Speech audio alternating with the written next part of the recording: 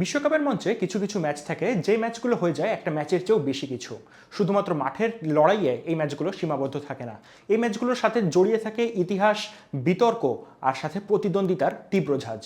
বাংলাদেশ সময় আজ রাত 1টায় যখন মুখোমুখি হবে আর্জেন্টিনা এবং ইংল্যান্ড, সে সময় নিশ্চিতভাবেই দুই দলের খেলোয়াড়দের মাথায় চলবে 1982 ফকল্যান্ডের সেই যুদ্ধ, ম্যারাডোনার hand of God, goal of the century, Michael ওয়েনের দুর্দান্ত গোল, ডেভিড বেকহামের লাল কার্ড কিংবা ডেভিড বেকহামের রিডেম।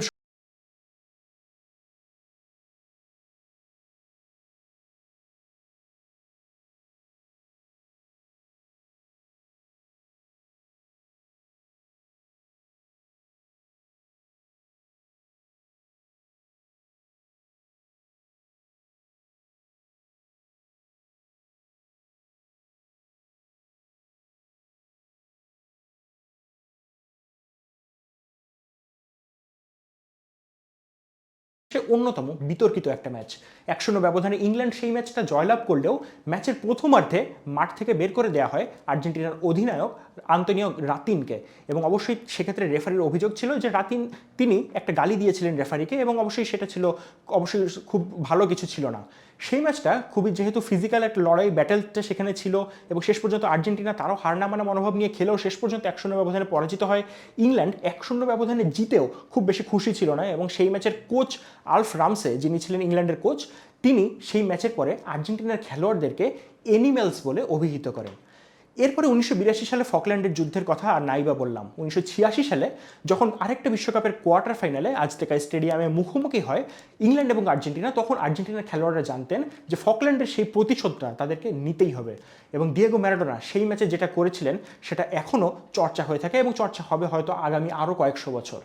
সেই ম্যাচে মাত্র 10 মিনিটের মধ্যে দিয়েগো ম্যারাডোনা একটা করেছিলেন বিশ্বকাপের ইতিহাসে সম্ভবত সবচেয়ে বিতর্কিত গোল, এবং তিনিই করেছিলেন বিশ্বকাপের ইতিহাসের সবচেয়ে সুন্দর গোলটা। একটা হ্যান্ড অফ গড, যেটার কথা আমরা সবাই জানি, সেটা এসেছিল দিয়েগো ম্যারাডোনার হাত থেকে, এবং এরপরে দিয়েগো ম্যারাডোনার পা থেকে এসেছিল শতাব্দীর অন্যতম শ্রেষ্ঠ গোলটা, যেখানে তিনি 6জন ইংলিশ খেলোয়াড়কে কাটিয়ে শেষ পর্যন্ত বলটাকে পাঠিয়ে দেন ইংল্যান্ডের জালে, এবং এই ম্যাচটা আর্জেন্টিনা জয়লাভ করে 2-1 ব্যবধানে।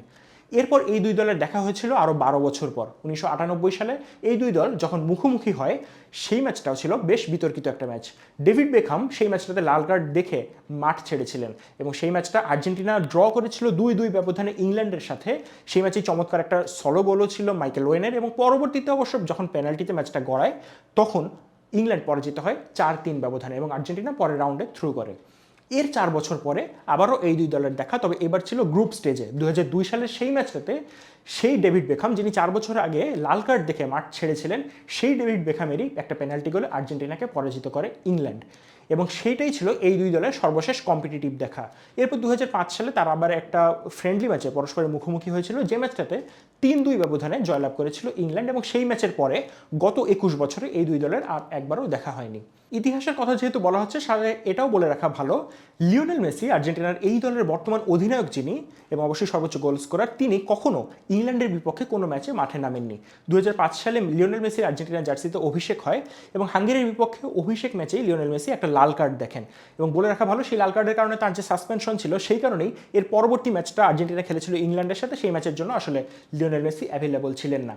তাই এই ম্যাচটা ইংল্যান্ডের বিপক্ষে হতে যাচ্ছে লিওনেল মেসির প্রথম ম্যাচ, এবং অবশ্যই একটা বিশেষ ম্যাচই হতে যাচ্ছে তার জন্য। লিওনেল মেসির কথা যেহেতু বলা হচ্ছে, একটু আর্জেন্টিনার কথাও সাথে সাথে বলতে হয়। এবারের বিশ্বকাপটা পুরোপুরি মেসিময় একটা বিশ্বকাপ যেন চলছে আর্জেন্টিনার। একেবারে গ্রুপ পর্ব থেকে যদি শুরু করা হয়, সেই আলজেরিয়া ম্যাচ, অস্ট্রিয়া ম্যাচ কিংবা জর্ডান ম্যাচ, প্রত্যেকটা ম্যাচেই লিওনেল মেসি গোল পেয়েছেন, ব্রেস পেয়েছেন, হ্যাট্রিক পেয়েছেন। প্রথম 3 ম্যাচে 6টা গোল ছিল লিওনেল মেসির। এরপর কেপ ভার্দে এবং মিশরের বিপক্ষের ম্যাচেও তিনি গোল করেছিলেন। সর্বশেষ সুইজারল্যান্ডের বিপক্ষে ম্যাচে তিনি গোল না পেলেও তিনি পেয়েছেন অ্যাসিস্ট।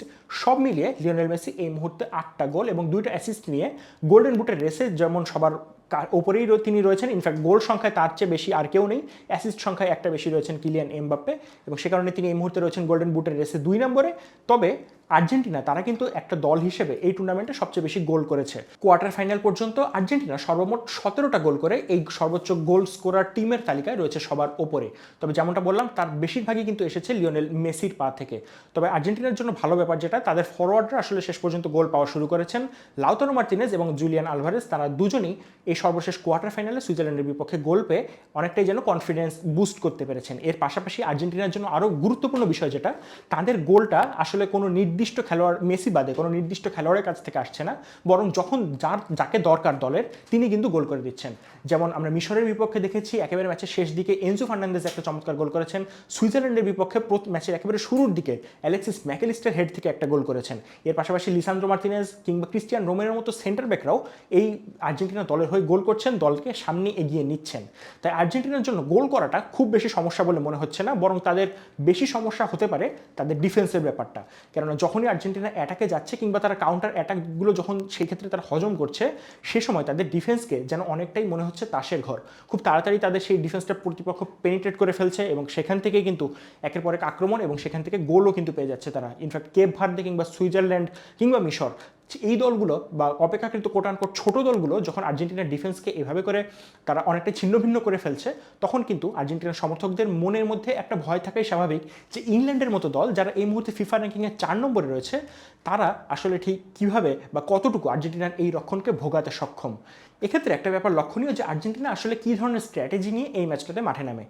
এই ভিডিওটা যখন করা হচ্ছে তখন অবশ্যই আর্জেন্টিনার প্রথম একাদশ কী হবে সেটা নিয়ে সম্পূর্ণ নিশ্চয়তা পাওয়া যাচ্ছে না, তবে গত ম্যাচ বা সুইজারল্যান্ডের ম্যাচ থেকে এই ম্যাচে যে বেশ কিছু পরিবর্তন আসবে সেটা অনেকটাই নিশ্চিত। বিশেষ করে রদ্রিগো ডি পল, তিনি মাঝমাঠে খুব ভালো পারফর্ম করতে পারছেন না, বারবার বল পজিশন তিনি লুজ করছেন। তার কাছ থেকে আসলে যেমন অ্যাটাকিং আউটপুটটা পাওয়ার কথা বা ইনফ্যাক্ট মিডফিল্ডেও তিনি যেমন পাসিং করার কথা, সেই জিনিসটাও আসলে খুব বেশি একটা পাওয়া যাচ্ছে না। ডিফেন্সিভ কাভারের ক্ষেত্রেও তার একটু ঘাটতি যেন এক্ষেত্রে লক্ষ্য করা যায়। সে কারণে রদ্রিগো ডি পলের পরিবর্তে একজন উইঙ্গারকে হয়তো ব্যবহার করতে পারেন কোচ লিওনেল স্কালোনি। সেক্ষেত্রে জুলিয়ানো সিমিওনের ডান পাশে কিংবা বাম পাশে নিকো গঞ্জালেসের আসার একটা ভালো সম্ভাবনা রয়েছে।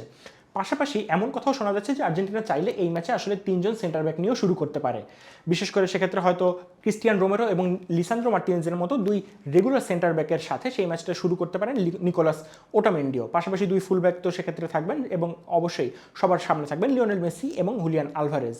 এর পাশাপাশি আরও একটা ব্যাপার এক্ষেত্রে লক্ষণীয়, সেটা হচ্ছে আর্জেন্টিনা তাদের প্রতিপক্ষের বিপক্ষে আসলে তাদের উইংগুলোকে কীভাবে ব্যবহার করবে বা প্রতিপক্ষ উইং দিয়ে যে আক্রমণগুলো করে সেগুলোকে আসলে কীভাবে তারা আটকাতে চাইবে। প্রথম 2 ম্যাচ বা 3 ম্যাচ, ইনফ্যাক্ট এই টুর্নামেন্টের পুরোটা সময় আর্জেন্টিনার এই উইংটা ব্যবহার না করার বিষয়টা খুব বেশি আসলে চোখে পড়েছে। আর্জেন্টিনা উইং তখনই ব্যবহার করছে যখন আসলে তারা সেন্ট্রাল ইয়ার অ্যাটাক করতে পারছে না, তারা একেবারে বিপদে পড়েই যেন উইং ব্যবহার করতে হচ্ছে, এবং সেক্ষেত্রেও উইঙ্গার হিসেবে, রাইট উইঙ্গার হিসেবে লিওনেল মেসিকেই আসলে যেতে হচ্ছে এবং তিনি একের পর এক ক্রস করছেন, অ্যাটাক জেনারেট করছেন, নিজে গোল করছেন এবং সেটা প্রত্যেকটাই মাঠের একেবারে টাচ লাইনের কাছে যে সেখান থেকে তিনি আসলে কাট ইন করে বলটা নিয়ে ভেতরে আসেন এবং সেখান থেকে অ্যাটাকটা শুরু হয়।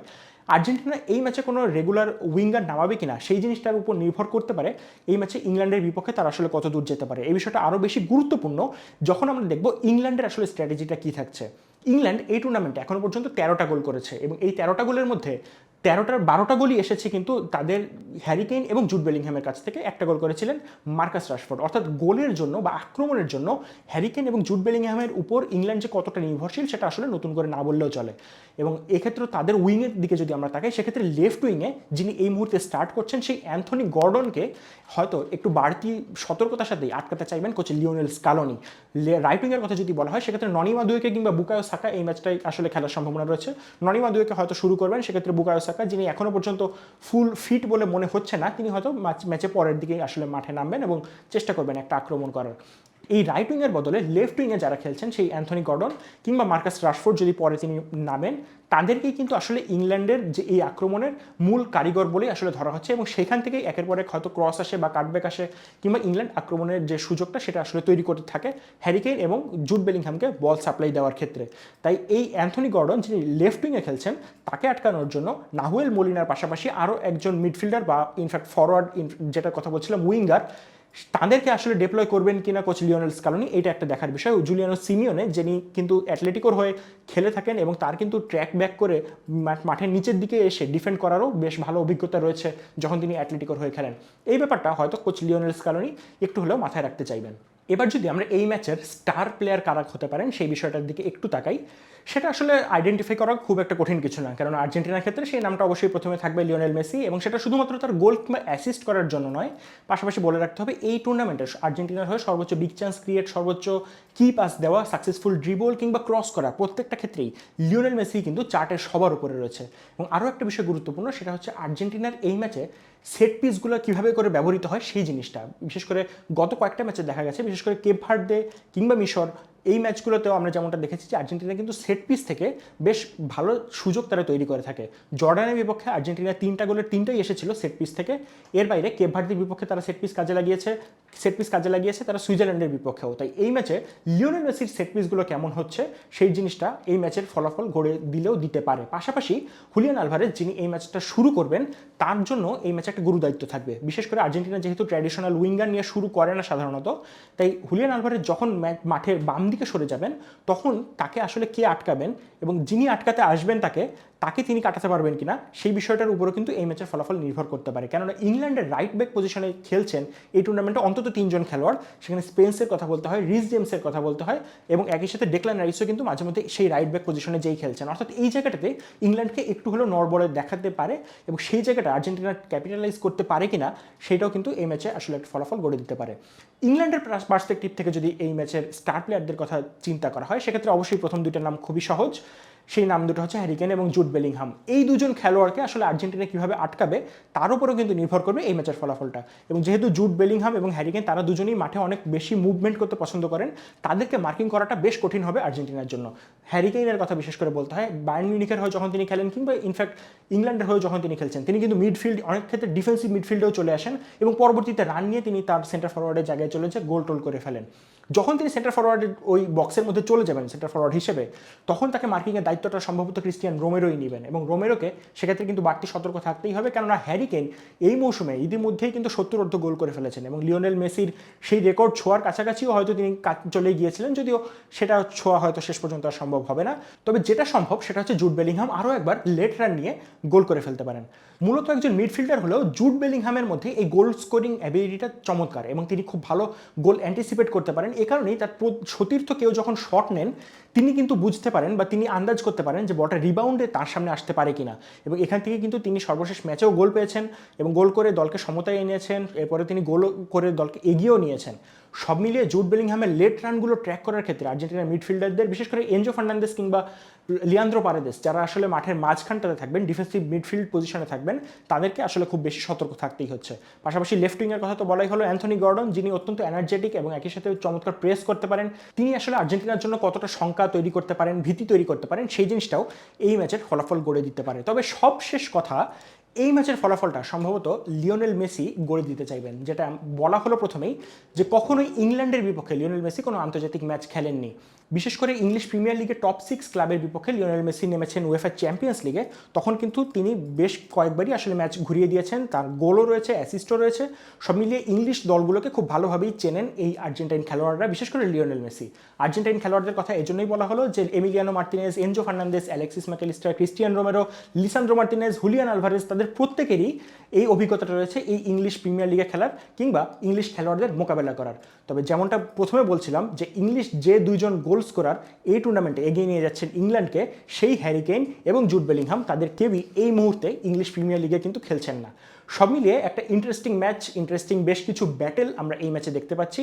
এই ম্যাচের ফলাফলটা শেষ পর্যন্ত কোন দিকে যেতে পারে সেটা আপনারা জানিয়ে দিতে পারেন আমাদের কমেন্ট বক্সে। তবে এটাও পাশাপাশি মনে রাখতে হবে যে এই ম্যাচটা কিন্তু যদি ড্র হয় শেষ পর্যন্ত টাই ব্রেকারে গড়াতে পারবে এবং এমিলিয়ানো মার্টিনেজের যেমন টাই ব্রেকের রেকর্ডটা বা টাই ব্রেকারে তার যে গোলকিপিং রেকর্ডটা সেটা কিন্তু আর্জেন্টিনাকে একটু হলেও এগিয়ে রাখবে। পাশাপাশি হয়তো এটাও বলতে হয় যে লিওনেল মেসি এই টুর্নামেন্টে যেমন পেনাল্টি রেকর্ড নিয়ে আসছেন, সেক্ষেত্রে তার এর পরের পেনাল্টিটা তিনি নেন কিনা বা টাইব্রেকারের প্রথম শটটা তিনি নেবেন কিনা সেটাও একটা দেখার বিষয়। তো এই ম্যাচের স্কোর লাইনটা আসলে কেমন হতে পারে? আর্জেন্টিনা কি এই ম্যাচে জিতে টানা দ্বিতীয়বারের মতো ফাইনালে যেতে পারবে, নাকি 1966 সালের পর প্রথমবারের মতো ফাইনালে উঠবে ইংল্যান্ড দল? সেই জিনিসটা জানাতে পারেন আমাদের কমেন্ট বক্সে। প্যাভিলিয়নের সাথে থাকার জন্য আপনাদের সবাইকে অনেক ধন্যবাদ।